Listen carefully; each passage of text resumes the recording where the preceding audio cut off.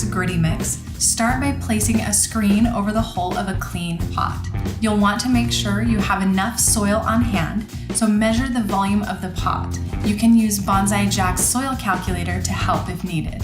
Add a little bit of soil to the bottom of the pot so the succulent roots have a place to rest. You'll want to work with a succulent that has dry soil. Gently remove as much of the old soil as possible. Leaving too much of the old soil can cause wet spots, which can lead to root problems and rot. It's okay if some of the roots break off, as they will grow back as soon as the succulent starts receiving water. Gently place the succulent on top of the soil in the pot, making sure the bottom leaves are above the rim of the pot.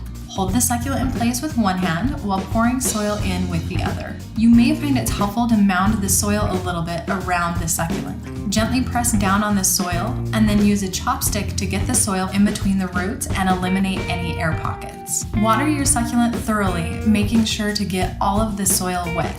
You can let water sit in the pot for about 2 to 3 minutes to make sure it's completely soaked.